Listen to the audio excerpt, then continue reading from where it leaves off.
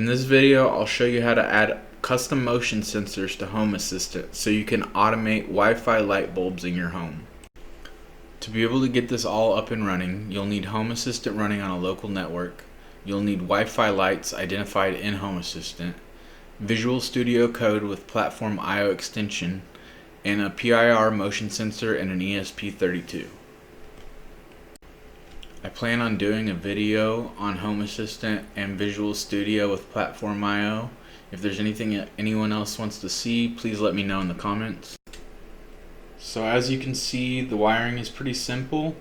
You just have the VCC of the motion sensor running to VIN of the ESP32 to give it 5 volt. You have the ground connected to ground.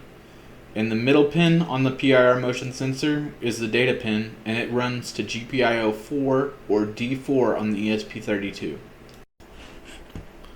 Okay, so this is the code that will be going onto the ESP32. I have Visual Studio Code and Platform I/O extension open. I'll leave a GitHub link to this code. If you use it, the only thing you need to change is the SSID of your Wi-Fi, the password for your Wi-Fi, the IP of Home Assistant if you're running MQTT as an add-on, an MQTT user and an MQTT user password, which you create the user in Home Assistant. I will walk you through that later. The only other things that might need to be changed are here's the topic for MQTT and the message, and you also need unique IDs for each of the MQTT devices you have in your network. So there's a lot of information here. If you don't have Home Assistant running, like I said, I plan on doing a video about that, but some important things that you need to change in Home Assistant are you need to go to Settings, People, Users, and create the MQTT user that you used in the code with the password that you put in as well.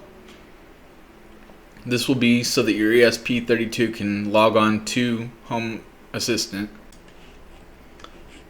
To get these two motion sensors right here, which you can see I can trigger in my office motion, to get these to show up on your overview, you'll need an add-on called File Editor, which you go to Settings, Add-ons, Add-on Store, and search File Editor, and just install this. This allows you to edit files on your virtual machine. As you can see, the only thing I've changed is I've added these two sensors which show up on my overview UI.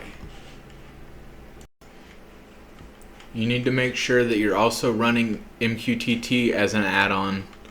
Here you just add Mosquito Broker, and the IP should be the same IP as your Home Assistant, just at a certain port. The final thing we need to do to bring it all together is go to Settings, Automations and Scenes, and you can go to Automations. You can create a new automation, and since we added those two binary sensors to our overview, we can create a motion activated light.